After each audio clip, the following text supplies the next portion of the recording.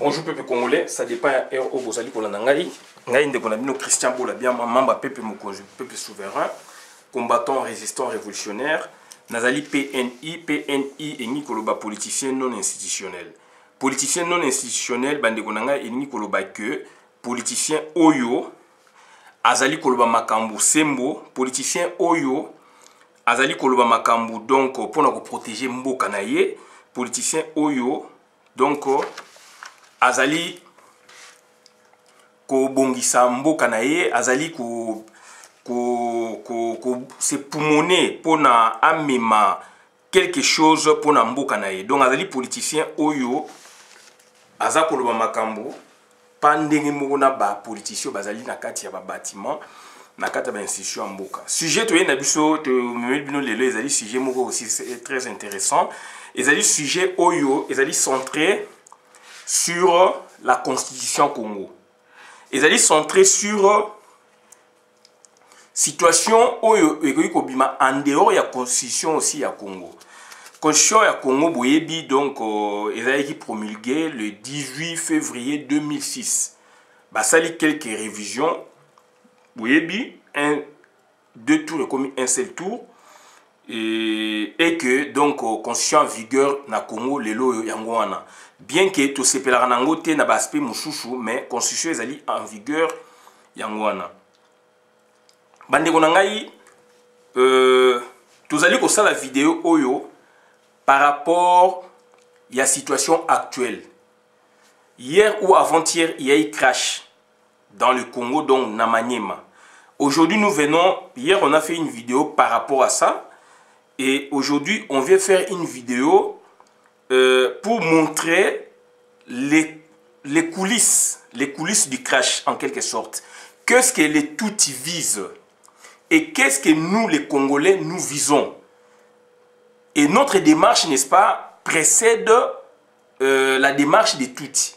Puisque notre démarche déjà, donc, au lendemain de l'investiture du président protocolaire Félix Antoine Tshilombo, tous les Congolais, avec Martin Fayulu, to sepelate na makamunenge eleka. Et puis, notre problème, c'est quoi? C'est d'organiser des élections nouvelles ou des élections anticipées. Ça, c'est notre position. Donc, on a défendu yango et puis on a loba yango. Donc, c'est-à-dire, il y a une phase. Première phase, soit, ou première proposition, soit cohabitation, on a loba yango, dans zako zongela yango, cohabitation, Félix na Martin Fayulu. Ça, c'est du classicisme politique. Et ça, on appelle ça exemple à Kenya autant de fois. Raoula Odinga a gagné, Uhuru Kenyatta a gagné, coalition, ça m'a plus de 2 fois. Coalition, donc ça dit pas coalition, ça dit transition. Et ça m'a plus de 2 fois, puisque l'élection Baby, Nangola, l'élection Bebaka. Donc, bah, Sangisa qui peut bango. Na moment, on appelle dans Angola, donc on a 92, 11 par là. Donc, à travers le monde, à travers le continent, l'élection c'est Baby ba organisa kabilo kwana. Il faut que sangisa ba protagoniste, il faut que sangisa ba acteur. O ba outu ko passer une élection o ye Baby. Il faut que sangisa bango. Mais par contre, na Congo, il y a Jean-Pierre Bemba et Kendaki na ndenge kedaiti na justice, il y a Papa Tshisekedi donc ba yene ki ko sangisa bango alors que mutu mandat ezali ko sila. C'est là où on a compris qu'il y avait un problème au niveau de la classe politique à Congo. Donc, aujourd'hui, avec Martin Fayulu, tout le monde ténacité, tout le monde a donc volonté politique à exprimer, tout le monde a altruisme à l'accès à peuple, charité, générosité il fait des choses de façon désintéressée parce qu'il aime le pays, il est congolais et qu'il veut voir clair. Puisque Mboka est au marché bongoté, parce que Mboka Nabiso est Tony Kita et Tony Nyoso, et que donc avec notre foi, avec notre volonté, donc changer moi ma camp. Donc Moutou Oyo a foutu la moi année qu'elle a cité avec un budget conséquent, donc là c'est que et Koki Kozalo Fele, et Zali Tendenge donc Oyo Félix Antoine Tshilombo Azali Koloba comme bas slogan.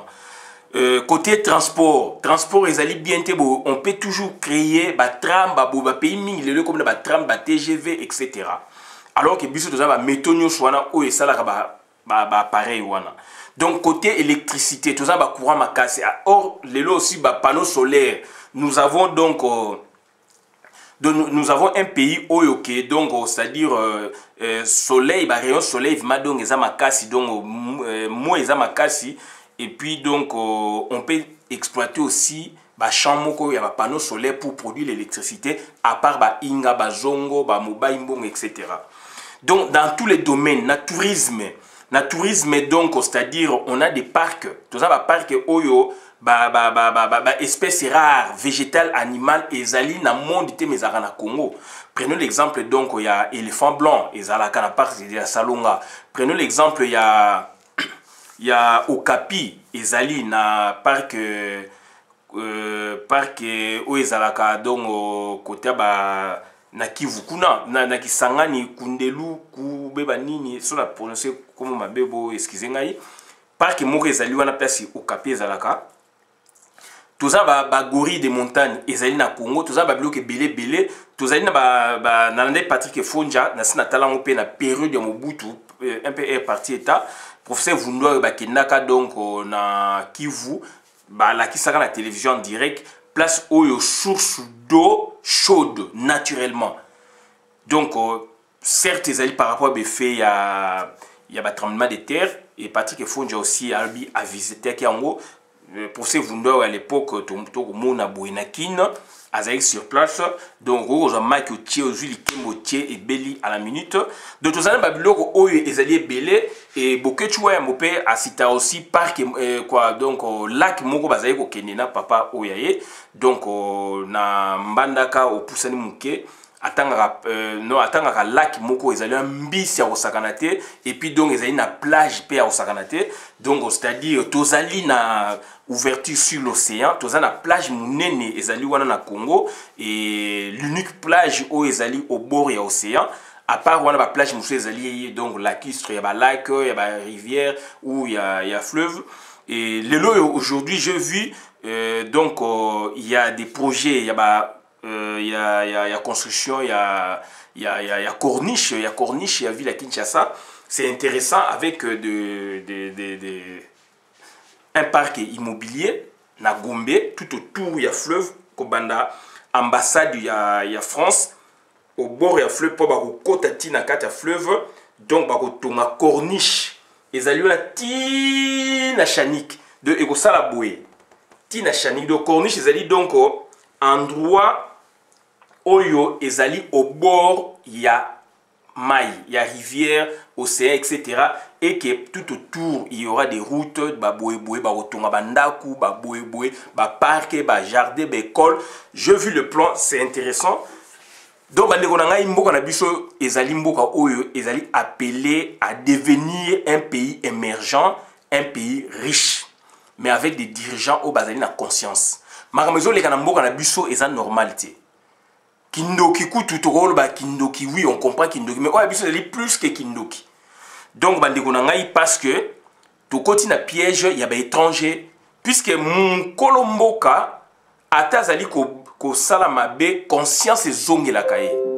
Mais par contre mopaya puisque mopaya wana paye na but moko boye mopaya musula koza na mwa mawa mukebe mopaya oya na but make a exterminer bino pe boto na bino eloko wana eleki encore bondoki yango mo ba tuti bazali na mboka na biso balingi Congo ezala à genoux alors que biso tozana kitaba on ko produit ba biloko biso to koye ko produit yango.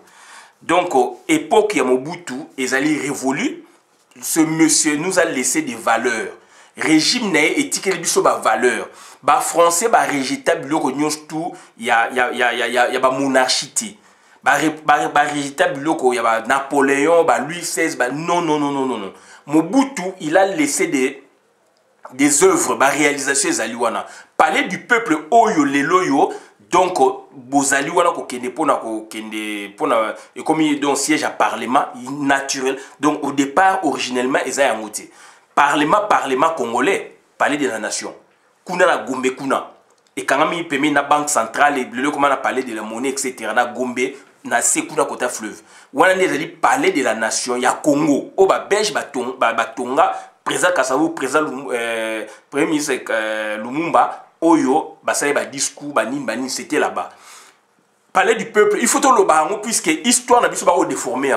Parler du peuple, il y a un parlement ad hoc spécial par rapport à la conférence nationale souveraine. Puisque Kuna Anjulu Mbembe, dernière assemblée nationale, puisqu'il y a une monocaméra, il y a une chambre moko, il y a Mobutu, et il y a un siège Kuna.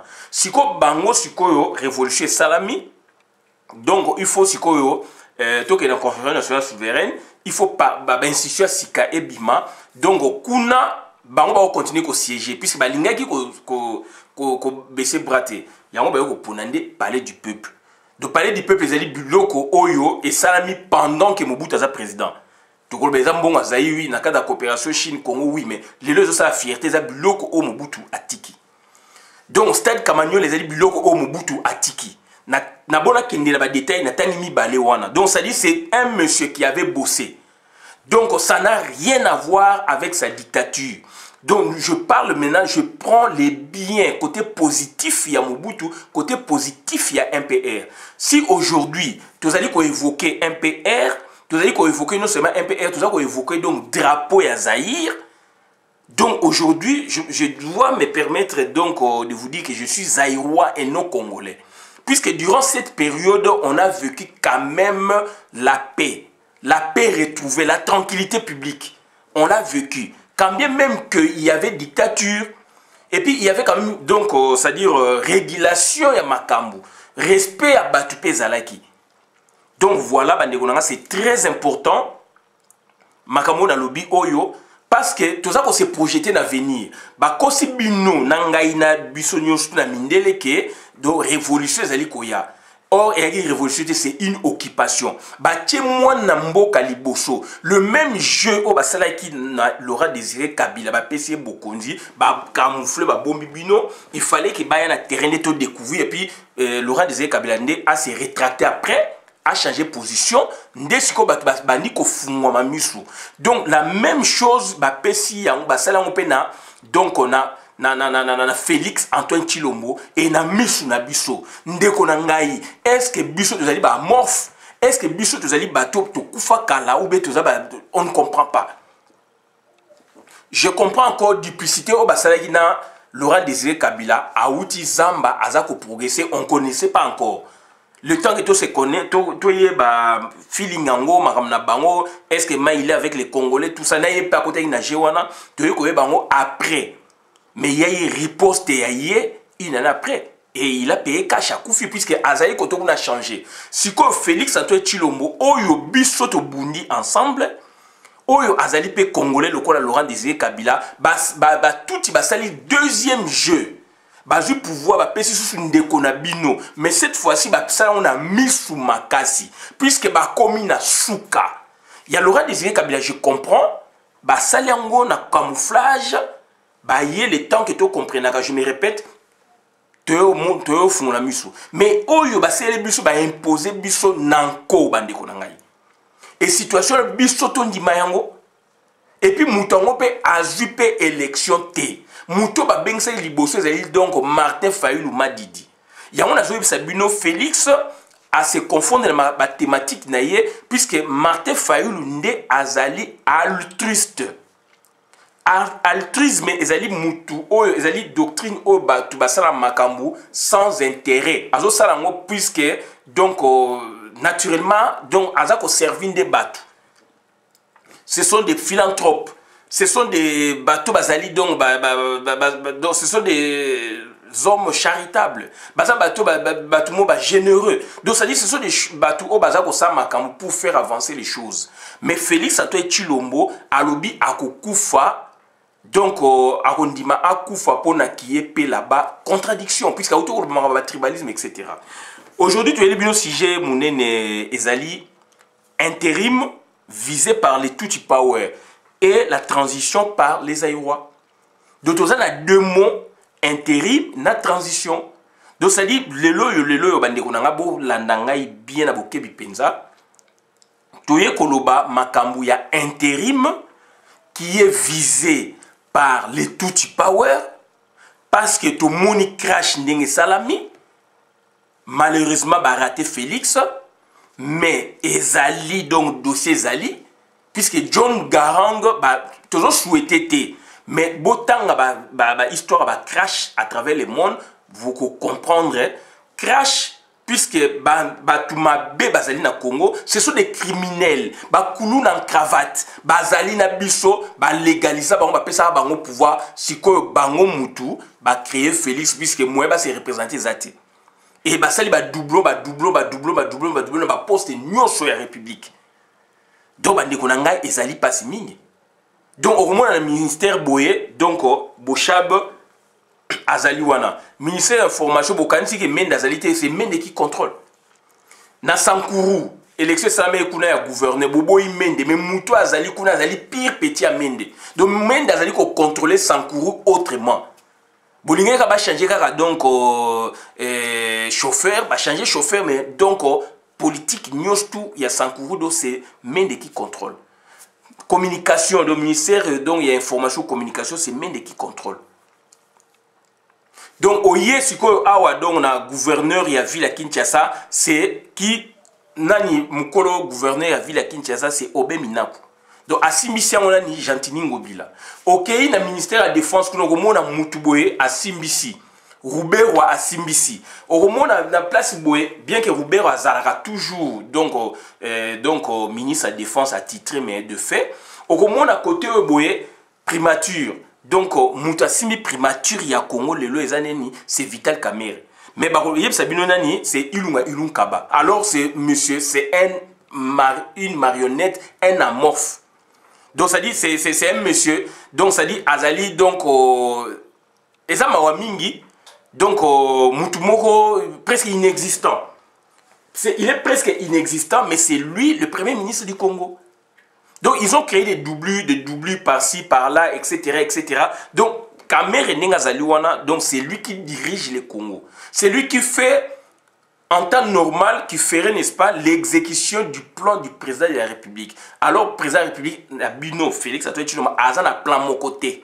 Azan est l'autre mon côté. Donc, ma biso bourrouillé, donc, donc, tout ce qui est visé, au regard, il y a crash ndenge salamaki ba viser avion X ba tomber avion Y, donc conséquemment nous on a réfléchi de façon inversée, donc les tout visent l'intérim et que les Aïrois prônent, n'est-ce pas, la transition démocratique. Je vais vous expliquer parce que donc les tout évoquent l'article 75 de la Constitution du 18 février 2006. Donc, il faut Félix, il faut Boumae. Pona, Bango Sikoyo, parce que préparer un mécanisme donc mis en place, dispositif déjà mis en place, ministériel mis en place. Donc, c'est-à-dire, Baro Bouma Félix, ou Baro Tikaïna, ba dégâts moraux de sorte que Azala empêchement définitif, de sorte que Alexis Tamouimwamba Azwa Bokonzi Yamboka. Alexis Tamouimwamba azali petit ya Kengwa Dondo, doublir ya Kengwa Dondo. Et bango nyos tout bazali ba tuti. O tuti burundais, o tuti rwandais et Kengwa Dondo mta créé Alexis Tamouimwamba. Donc voilà la situation où bandeko nanga ba tche ba congolais. Et yo congolais ndeko zali ko comprendre te. Yo congolais ndeko olingi ko réfléchir te. Olingi ko télématé so ba bengi marche. Olingi ko tambola te. Olingi ko bouger te. Biso to kendaka Belgique, to kendaka Hollande. Bata Belgique, bayaka France, bayaka Boy, Allemagne, Angleterre, etc. Toza ko sala bongo so marche zali, siti nezali pona ke toza la mutu moko to lakisa na mboko to vandi ke to lingi politique ya batu wana te parce que bani bayamba mutu boye parce que bazo ko sala boye net le 11 novembre à moins que Félix Tshisekedi Tshilombo donc a changé mais date biso to yebi ke yangwana ke ye akoyaka na France. Il y a une réunion le 19 septembre, le 19 octobre, donc on a Maurice Ravel à Paris. La place normalement est limitée, mais to lingi ba to belé base à la medo, la place est limitée. Il y a un baboy mutu mokote to sengi na batu oyo bazali épris d'amour ya combat bazali ba combattant ba résultat ba révolutionnaire ba pexi mutu moko te bo solana Pichu Chomongo bo solana général Babé Masumbu. Donc ça dit pour na que donc to sala ba liste oyo ekozala kuna puisque ba salle awa ezara ba salle mingi koma donc ba nombre ba salle musu bo louer il y a 20 personnes, il y a 30 personnes, il y a 40 personnes, 50 personnes de ma place ezali limité pour tout na Pichu Chomongo na général Babé Masumbu. Donc tu ko ba mingi ba tout baza ko viser intérim et total la définition tu ko pesa ma définition ba sans sa définition mais tu ko expliquer quand même pour ba tout o baza na ba idée té base quand même ba idée et puis total ba point fort il y a intérim et puis ba point faible et intérim par rapport na biso par rapport na ba rwandais ba tout tu wana puis ba kota na mboka na biso ba lingi kolongwa te. Donc ba boma Félix Antoine Tshilombo na rekote la Félixité akoke na buso ba niti na suka mais na ko évoquer kana balingi normalement boma Félix Tshisekedi et risque ezali ba ko boma kaye déjà ba laxi kanda na makasi et puis yango na pese exemple à John Garang donc on a Soudan du Sud ba rataka esuka ba zwa kaye donc ça dit Félix Tshisekedi toloba yango donc position o ya komi nango yangwana à moins que asenga peuple naé pardon peuple congolais à moins que a démissionné ce qui le a démissionné a kotia encore batouana na mobulu et cette fois-là donc on n'évoquerait pas n'est-ce pas intérim puisque démission oyo ce qui Félix Sali bango olinga ba faire appliquer intérim puisque Alexis Tamouimamba Azwa et c'est cette fois-là à l'unisson, le peuple congolais va tellement pour arracher la transition. Raison pour laquelle donc transition est intérim et ça prête à confusion. Et tu as la confusion dans mitu ya batu, mutu mususu wa bate que tu as une transition et mutu mususu wa bate que tu as une intérim etc. Et la transition so basali transition donc caractéristique à transition ezalaka. Mais bon, comparer transition au et salamité à Bouzoba ou Félix Valéry Bambongo, transition oui, mais donc c'est pas ça. Et toute transition normalement est mimakana une république nouvelle. Donc toute transition normalement est bimisara une république nouvelle. Bah ça les transitions république nouvelle les alités. On vous parle toujours de la troisième république. Alors que quand il y a transition, on suppose que donc Babylon comme mingi et kwei pour la sika bo penser nango boye banit ko boyokani boye ba ko penser pour bo bimisa république ya sika. Donc ba bloquer yango et puis caractéristique il y a transition zalinini donc il y a partage, il y a pouvoir. Partage à pouvoir ne s'entend pas toujours en termes exécutifs non. C'est-à-dire na gouvernement ba pessimino primature transition et ce qui en non. Transition, c'est-à-dire si vous maintenez le président de la République, c'est un processus. C'est-à-dire même si l'ancien président est là, c'est comme si on les renouvelait. Et que l'opposition, Soki, Balingi, Bakotado, Bakozwa, primature. D'où maintenant, Bakosala Nini partage, il y a territorial, il y a diplomatie, il y a armée, il y a bodo, Panzaka Yango, tout koti, structure asika et bimi. Dans l'entretemps, bo sali kaneva na bino donc tant to kenna ba élection c'est sili ba structure auto bimisa yango. Constitution auto appliquer yango. C'est ça la République, c'est ça la transition. Mais au basala qui a dit transition donc ya muyibi. Yango donc mutu mandat na esili bandimi transition alors que mutu akomi na suka IDPS Tshisekedi ya mulumba papa Tshisekedi en tête andimi transition puis balia ki mbongo. En temps normal et ça la maraté.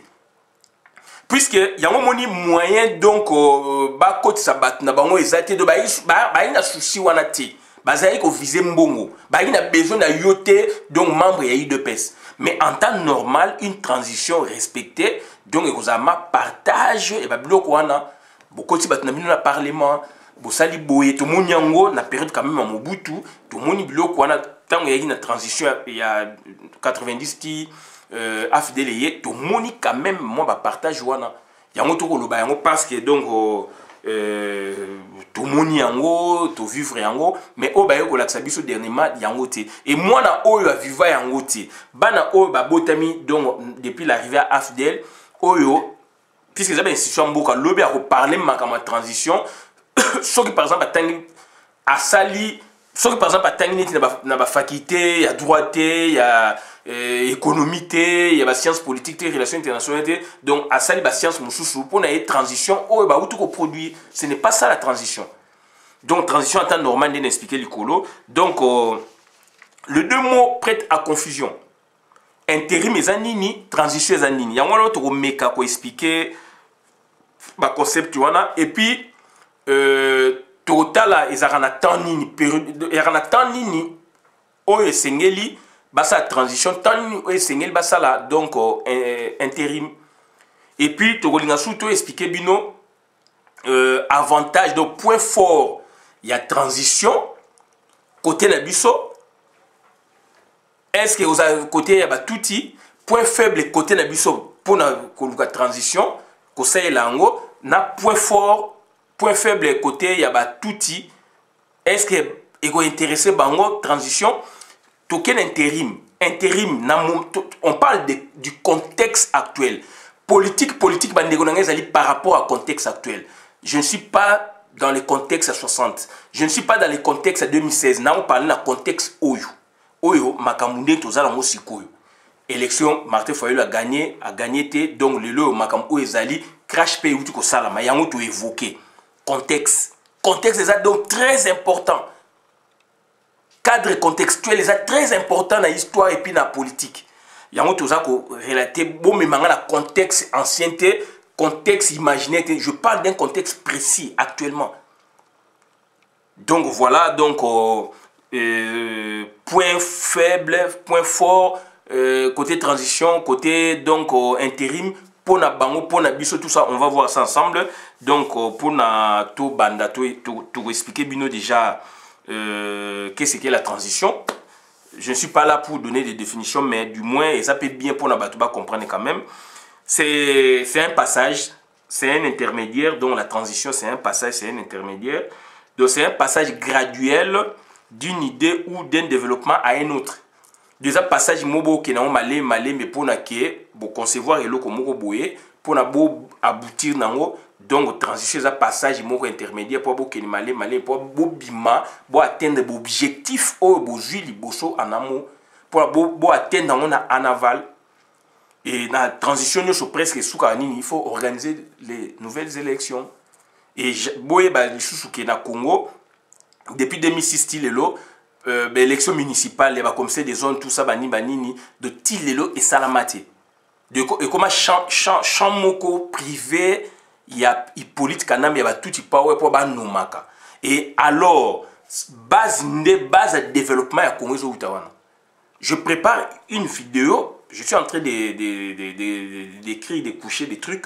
Donc, dans le moyen, dans sa vidéo, donc semaine prochaine, déjà, je vous le promets, nous allons parler déjà d'une entité territoriale décentralisée, donc qui peut créer les développements. Et moi, je prends la commune donc synonyme d'une ville, d'une mairie. Donc, à partir de laquelle on peut concevoir des choses et à l'échelle national, c'est tous les pays qui se développent. Puisque, par exemple, on prend un échantillon, donc une expérimentation, par exemple, telle commune, par exemple, il y a Gombe, ou commune, par exemple, prenons, par exemple, il y a Kisenzo. Donc, c'est-à-dire, développons maintenant la commune de Kisenzo. Bon, Kisenzo, c'est le côté, mais oui, donc l'État doit doter des moyens. Maintenant, ce qu'il faut construire maintenant, et Kisenzo maintenant, donc, doit produire, puisque Kisenzo, cette fois-là, ça sera donc une ville donc acteur de développement. Ville les alliés acteurs de développement. Donc je ne vois pas ville n'échelle il y a gouvernement de benga ville non. Je vois ville à benga ville les commune, ba mairie. Je vois donc entité territoriale décentralisée, échelle Moroboé avec autant d'habitants puisque critère on pèse par rapport à nombre d'habitants. Donc ça dit je vois la commune peu importe rurale ou donc urbaine, je vois la commune au Bourkoumès à Zalaka. Qu'on a même soit bien administrateur du territoire, peu importe, mais je vois la commune. Donc la commune, c'est le développement tentanculaire et intégral. Donc c'est-à-dire les dossiers on a ça qu'on préparer, autre PC à la brèche. Donc c'est-à-dire l'élection à niveau on a et ça la maraté. C'est là où donc Mboka ezali kokufa. baza komona mini gouvernorat. Donc ça dit baza komona développement par le haut, il fallait pas mon développement par le bas. C'est ça la différence. Il y a une constitution oyo biso to linga ngoti. To linga ngoti donc on a travaillé, donc on a cadre aussi à peuple mokonzi, on a travaillé. Donc ça dit eux ils visent par rapport à la constitution le développement par le haut. Gouvernorat. Or on devait voir par le bas. C'est le bas qui détermine tout développement d'un pays. Puisque na likolo kuna bolingi neti kimuta la kuna assez la bino voirie likolo. Assez la bino donc ba sapeur pompier. Ndena monaka a créer ba sapeur pompier. Assez la bino biloko likolo mais non. Na poto awa c'est la mairie, c'est la commune qui s'occupe de la construction des écoles primaires, maternelles. Donc, département, et s'occupe par lycée, université, siko, et l'État. Donc, c'est-à-dire, dans une commune, le commune, c'est le moteur du développement. Commune, il faut azala, donc, azali, donc, c'est-à-dire, c'est un acteur du développement. Oyo, na sala pe émission na chèque fita jour na sala émission pe na ko benda partir na ko tsango de commune na kata commune voirie urbaine eza na kati na kata commune cimetière eza na kati puisque quand on ouvre une concession donc maire a un pouvoir nyonso yango na moni c'est une grande émission to ça une grande vidéo parce que il faut tout ça il faut ko fusionner ba ministère mususu ministère il faut tous les ministères intérieur costaud. Donc, le ministère intérieur comprendra le ministère donc, des Affaires foncières, le ministère de l'Urbanisme et Habitat, le ministère de la Décentralisation et Réforme institutionnelle. Il y a un peuple qui tout travaillant. Donc, c'est-à-dire, 4 ministères ont fondu à un seul ministère, le grand ministère, donc il y a intérieur. Puisque vous avez un bloc intérieur. Intérieur, c'est Nzambe. C'est la conception de l'État. Mais bino bokaboli Nzambe n'habite ni belé. Mboke koti désordre. Na poto awa, ça c'est une parenthèse. Boke na ba mairie, na boke même na ba département, surtout na ba mairie, na bango tout commence par la mairie, par le bas. De la mairie na bango, donc vous ne verrez jamais le ministère des Affaires. Dans le gouvernement na bango, on n'a jamais ministère il y a affaires foncières jamais. Bon, on n'a jamais ministère il y a logement, urbanisme et habitat non. Décentralisation, réforme institutionnelle, non. Nous sommes allés fondus et ce sont des services au sein d'une mairie. Et la mairie étant un échantillon multiplié par autant de mairies, c'est le développement tentaculaire du Congo. Gouverneur kuna likolo azali ko échappoter makamususu. Bozi makabopesi ki muta, bo benye gouverneur ba beaucoup mes bazana c'est pour na ke yé à développer ville, à développer ville. De boutique ce va gouverner beaucoup mais c'est basé à la merci à gouverneur puisque vous savez donc c'est-à-dire vous savez concentration pouvoir dans l'écolo alors il faut pouvoir les annoncer loi foncière il faut pas réviser on m'a aspect belé conservateur ne sera que un agent rattaché à la mairie au service de la mairie. D'où maintenant quand il y a concession il y a ouverture il se réfère à la loi nationale là cette fois-ci c'est le maire avec donc son conseil municipal, donc ils ont diriger mairie et autant de mairies, donc autant de gouvernorats, autant donc on constitue une nation forte. Donc ça c'est un projet déjà dans la vidéo, ils ont un contexte mouchouchou, donc ils ont dit parenthèse, donc c'est-à-dire gouverneur, bourgmestre, c'est comment nommer, le développement mbokande ko utawana. Et que vous avez une ville, vous avez un quartier, et que vous avez un choki, ba mère bazama casse. Choto bongi ba loi na biso national. Donc voilà, c'est très important. Donc transition expliquée bino donc passage graduel d'une idée ou d'un développement puisque l'élection bebaki entre opposition et mouvance présidentielle et puis donc intérim ngelo banini intérim donc ezali remplacement, c'est un intervalle de temps pendant lequel une fonction vacante est exercée par une autre personne que le titulaire. Exercice d'une fonction pendant ce temps, donc gouverné par, pendant un intérim. Donc ça dit, voilà, intérim, il y a un cadre, il y a constitution. Intérim, il y a un cadre de constitution, donc l'article 75. Bango, il y a viser l'article 75, il y a Bouma Félix. puisque tout autant l'article 75 il y a constitution, il y a le 18 février 2006, et le binini, en cas de vacances pour cause de décès, donc on va boumailler, cause de décès, de démission ou pour toute autre cause d'empêchement définitif, les fonctions du président de la République, à l'exception de celles mentionnées aux articles 78, 81 et 82, donc aux articles 78, 81 et 82. Article 78, le président de la République nomme le Premier ministre au sein de la majorité parlementaire, après consultation, etc., etc., majorité parlementaire, etc. Donc, quand il y a intérim, donc c'est-à-dire, quand il y a intérim, donc, ma majorité, normalement, et aux assous n'est fait. Puisque là, maintenant, il assume, puisque, donc, Moutouboue a zalité, il a quoi assumer. D'autant qu'il y a quoi assumer, ce que l'objectif n'a pas ming ezali nini. Objectif n'a pas que c'est organiser les élections. Organiser les élections ezali selon trois façons. Donc, à partir de la déclaration au cours constitutionnel, et ça, puisque le gouvernement est saisi, il y a démission, il y a décès, etc.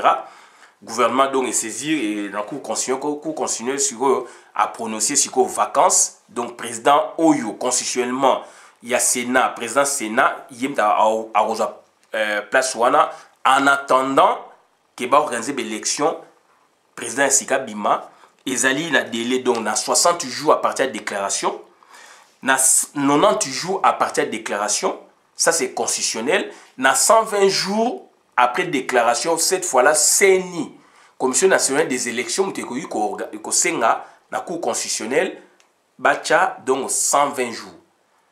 Mais normalement, il y a 60 jours, 90 jours, 120 jours. On est dans le cadre constitutionnel. Donc, bango bazali ko viser eloko wana. Et avantage nango ezali nini? Avantage nango pona ba Rwandais. Avantage nango pona ba Rwandais puisque il y a intérim. Président Ouazaï sur place, vacances et salami, soit à Koufi, soit à aller empêcher, soit maladie, juillet, belé, empoisonnement, etc. Ou à démissionner. Mais démission, entre parenthèses, puisque ce qui démissionné, et qu'on peut sa engouement moussoussou, et qu'on peut sa philosophie politique moussoussou, là maintenant, donc nous, on va saisir l'occasion pour que, donc, qu'il y ait donc ouverture, Yamakame Belé. Là maintenant, donc, on va sauter bah, prescrit constitutionnel. On va se fonder sur ces prescrits et qu'on va l'amender. Voilà. Puisqu'il y a des missions. Dans le contexte où il y a des missions. Donc, c'est-à-dire, il y a Alexis Tamemomba qui est là. Il est Rwandais, Burundais, etc. À un avantage, il y a tout type power. Pour pérenniser leur pouvoir. Mais les risques, ceux qui ont décès, donc empêchement, maladie, etc. Et surtout, déjà, et surtout ceux qui ont démissionné, là, ceux qui ont démissionné, dans le contexte, si Félix a démissionné, et qu'on peut sa ouverture, engouement, tel que on peut arracher une transition. On peut arracher une transition avec des manifs, avec des pillage populaire, soulèvement populaire, donc engouement au côté, on peut arracher cette fois-là une transition. Bien que tout le monde donc on a intérim, or l'intérim il a des avantages. Bien sûr, l'intérim en cas de démission. Il y a ça Félix, il faut démissionner. Donc c'est-à-dire donc en cas de démission, avantage, point fort, point faible les alliés. Ce qu'ils alliés donc démission, on met démission, décès, etc. Surtout décès tanta qui est wana. Point fort ou avantage pour les Congolais, ils ont minime. Mais ils ont minime pour avantage pour les Rwandais parce que bah organiser des élections dans 60 jours, 90 jours ou 120 jours dans le lobby. Donc c'est nim qui saisi pour 120 jours. Donc il y aura tricherie puisque le président Ouazali est intérimaire. L'institution Nyo Sezali mise en place, Ezali Hippolyte Kanami Moutache Yango. Achaki Yango a conçu mensonge. Gouvernement Zali Wana Ezali Bango. Gouvernement Zali Wana Ezali Bango. Défense Ezali Maboko, police Ezali Maboko, d'où c'est-à-dire dans Assemblée nationale, etc., Sénat, Maboko na bango, président Sénat a remplacé, puisqu'il y a eu décès, par exemple, démission ou donc empêchement définitif, Moutaza malade, etc., il peut plus exercer, président Sénat à Kotiwana, d'où but est pour organiser les élections et ça sera dans la tricherie. Donc, c'est-à-dire récidivisme et salama. Donc, c'est-à-dire que les trichaki, en 2006, en 2011, et ça en 2018, bah ça la yango. Yango mo ba boma Félix, nazo côté la Félix Teto kana bien. Naza ko évoquer puisque donc je dois parler, mais naza pour Félix T. Puisque c'est un monsieur Oyo mais biso na merde, monsieur Oyo a hypothéquer, c'est un individualiste. A yibi pouvoir et peuple. Donc maire de Comélie, il faut qu'il y ait la maire de Neti Souka, mais j'explique les faits. C'est-à-dire en cas de vacances. Donc bref, en cas de vacances, Moutakoufi a démissionné, malade des yeux, Makas, moyen exercer ça. Et ça a un avantage, les lois, dans le contexte, les lois, pour na batouti. Puisque batouti maintenant, comme un avantage. Avantage, est-ce qu'il faut procurer bango quoi? Il faut procurer bango organisation d'élection avec la même CENI. Corneille Nanga, à Kozala, bien que l'Américain va frapper, mais à Kozala Kawana.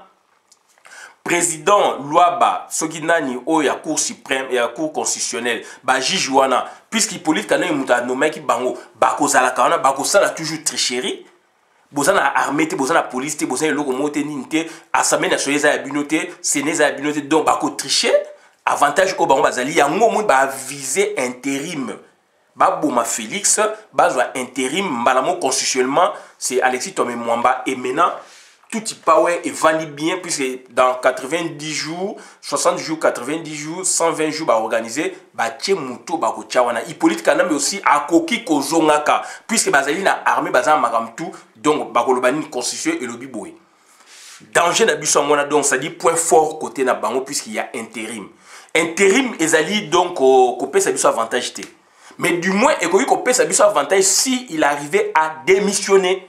Là maintenant, on peut évoquer toutes les solutions. Et là maintenant, c'est l'engouement populaire. Là maintenant, c'est l'implosion et explosion populaire pour arracher la transition. D'où maintenant la transition est favorable pour nous, pour que tout y power et l'Ongwana Congo. Transition avec Martin Fayulu, je précise bien.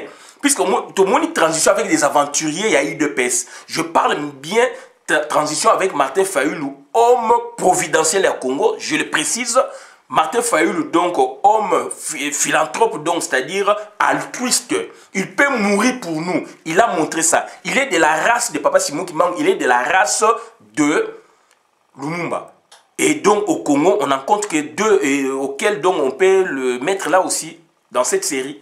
De Baza Mingité. Félix donc Azako Lobagia, il est individualiste. Il n'est pas altruiste.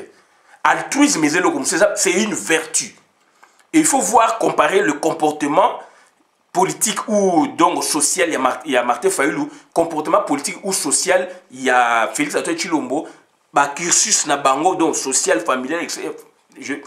Je lis un peu la famille, donc comportement politique, social, il y a deux personnes, vous verrez que Martin Fayulu a beaucoup de vertus pour nous amener, n'est-ce pas, dans la victoire finale et dans la voie de vérité. Donc, c'est-à-dire c'est un altruiste. Donc, il y a maintenant, c'est-à-dire s'il y a des missions, il y a Hippolyte Kana, mais donc il y a Félix, nous, la population, toko joyango, angume kozala, toko pesa ba touti, donc occasion te pour na ba mabiso intérim, intérim eza pour na biso te. Yango moni ba préféré ba ngba boma Félix. Ba si la na imba moko babi la constitution dit ça, Kagame kuna a appuyer na Union africaine bazan bat na bango kuna makelele bazan ba lobby na bango derrière Alexis Tomé Mwamba Seigneur Zali bo changer en côté ba juge wana bien que ba américain va frapper bango et ils s'en foutent donc ba bakeza makamita Congo donc États-Unis aussi la diplomatie ba ngoko ta mingité d'où maintenant ils vont brandir partout ba ça va publicité ne boyebi avec leur singerie donc ils senzi o ya biso to za na bango yango et puis ya bango ba touti donc ils vont brandir partout un sanguinaire à besoin poste pour pérenniser le pouvoir na bango. Mais par contre, point fort pour na bango, point faible pour na biso. Biso tu as un point fort côté intérim. Point fort est à bango, bazan point faible kunate. Si on a la transition, le passage graduel d'une idée ou d'un développement à un autre. Donc, point fort ou avantage pour la biso congolais, pour la batouti. Est-ce que la transition offre des possibilités au tout, n'est-ce pas, de rester au pays ou de tenter, espérer avoir des postes dans un gouvernement d'union nationale? Non. Non. Au gouvernement intérimaire, côté un gouvernement transitoire. D'où maintenant, donc on a un gouvernement transitoire. Cette fois-là, puisque eux ils sont étrangers, et monani le lopolé, le toloba yango monani Vital Kamerhe a accueilli ko présenter batu oyo balobaka. Tu dis que baza étranger, baloba que baza ba congolais, ba outu congolais, ba touti congolais, mais c'est maintenant un autre outu, un autre rwandais qui présente ses frères donc ça dit dans les Kivu, à Bukavu, pour que bondi mawana bande konabino population bouillie. Donc voilà déjà ba mensonge du péri au baro la sa polele na muto ayeba ki makamute ba yebi. Donc voilà bande konanga c'est trop dangereux na batouana, donc il faut aussi la na bango. Donc aussi la na bango, aussi la na bango na transition. Il faut qu'on arrache la transition. Colère na bango wutiwabi parce que donc on a baki Vatican tant bakei donc ko créer cardinal Ambongo, monseigneur Ambongo comme cardinal. Donc, bah parler dans makambu ya Congo. Bah parler donc cardinal, nouveau cardinal donc a parlé dans la proposition na ezali na internet boyoki. Il faut ça que peuple congolais. D'où bah tout ba ligne koyoke loko wanati. Ba ligne koyoke loko wanati. D'où il faut bah isoler Félix, il faut ba bendaye boyebodo de sorte que to tikala ndengona bango ba ko gérer situation na. Ba ko gérer situation donc ba étudier ba laboratoire na bango. Sauf Félix a démissionné. Ça peut donner un engouement au lieu que ça qui doit arracher transition. D'où on doit la battre, on doit les tuer. Et Félix bako donc wana vraiment ndenge zalaka bako loupé na côté wana. Donc bako abattre puisque ba monisco que donc église catholique est rassemblée la classe politique donc grâce à babloko il y a nomination donc il y a création comme cardinal ya monseigneur Ambongo, d'où monseigneur Ambongo alobaki on atema na mnogote alobi quand même mboka azat d'abord congolais. Il faut battre la makama mboka batba sangana etc. Donc ça dit ça amène à quoi na ba table ronde alors que Martin Fayulu a sa bimi sa sortie de crise ezali. Ba tout balingi lo kwa te. Yango ba mema biso mbala moko na voix ya intérim. Ya ko boma bazwa ba chamutu na bango pisa ba préparer ki déjà bande ko na ba sali makamu na misu makasi boy toza ko mono be toza ko mona te ya Laurent Désiré Kabila ki ba kosi biso à comprendre, à dénoncer. Il y a Félix Eza ba imposer biso ndeko nanga okoloba te na misu makasi et puis siko baningi so ba boma e po ba zwa so ba pérenniser et ko simbaka te na Congo ya kimbango e ko simbaka te na Congo ya biso. Donc point fort ou avantage pour la Congolais c'est aujourd'hui transition. Transition, c'est-à-dire, on suppose donc compromis global politique. Puisque vous solo, vous avez le dialogue, vous avez la table ronde, sortie des crises et zali. Vous avez la table ronde, vous solo, vous avez mis ba idée, accord moko ko bimawana, accord on a ce que ils ont mais mabino ce que na transition. Transition moko pona donc vous ça ba élection anticipée, c'est-à-dire vous comme en 2023. Par exemple, dans une année, dans 2 ans, organisons les élections. Et voilà ce que vous avez nini. Donc vous êtes efficace et puis donc vous bénéficiez d'ango et puis donc vous êtes toujours précédé par commission justice paix et réconciliation et dans l'entretemps na kata transition ba ko évoquer donc rapport mapping na kata transition ba ko évoquer nini donc justice transitionnelle na ndenge docteur Mukwege alobi yango donc jamais to ko kende na ko yoka na to paix sans passer par la justice. Et surtout, c'est le qu'on a dit que sécuriser même lobby Congo, bah investisseurs extérieurs bakoya pour na basunga Congo. Et voilà maintenant donc bah tout mitema et quoi apaiser, il y aura réparation. Boboma ke lo kwa mutu boye, bosala ki boye, il faut qu'il y ait bah responsabilité on y fait monana, ya mutu nani, ya mboka nini, agresseur etc. On va établir bah relation wana. Et Bissona, Rwanda, Burundi, Ouganda, Tanzanie, 9 pays limitrophes, naturellement, Toko Tikalaka Bongo. Toko Vivarana, Bango, Kaka Bazali, voisin na Bisso. d'où tokoyoka na peka na bango, mais il faut te passer na ba moment wana bango baza ko boya ba ko banga puisque bazali dedans, bazali ba criminel bato ba bomi Congo. Et puis donc na justice transitionnelle ezali ya ONU ndenge tribunal pénal international to sengi yango soki ye bato na bazali na kati ba okanga bango. Donc c'est à dire donc sur cette transition basala ni partage ya pouvoir. Par partage à pouvoir ni territorial, ba gouverneur boko Kabola, opposition à Juboué, mouvance à Juboué, donc territorial tina ba commissaire des zones, wana transition pour organiser l'élection na niveau nyosho, na niveau ya parlement boko Kabola, na niveau donc parlement do Sénat, Assemblée nationale, na niveau ya ba entreprise publique de l'État boko Kabola, ou a vu PDG, ou a vu vice PDG, ou a vu donc na commissaire d'administration a vu titulaire, ou a vu adjoint, etc., ou a vu ministère boué, ou a vu adjoint, etc., de bipolarisation de la vie politique. Donc, aux alliés côté mouvance, aux alliés côté. Et la mouvance, ou dans la classe politique à Congo, ben étranger, ou yotomoni, bango ba se manifester, bango ko présenter, bango polé les boué, bako kotakate. Danger na bango de place, ba Kabila, bako ko kotakate. Kabila na yebisa bino alela et lokonde asay la yango. Yango souci na etanga yoki siko église catholique a proposé ayebi ndenge nini abimaki côté pour ba prolonger 2 ans ayebi ke ye azali effacer tout qui power ezali kokufa yango moni bangi ba battre Félix naza pour Félix te toza koloba donc armée beaucoup panza yango chef d'état-major titulaire chef d'état-major ministre de la défense titulaire o aju parti bo o aju parti voilà et puis to ok na ba élection apaisée. Voilà bandeko nanga o na yeka ko yebisa bino yangwana na suki awa bolanda vidéo malamu na compte ya communauté na transition tokozwande ouverture na transition tokozwa cohésion toko créer cohésion na transition tokotia justice transitionnelle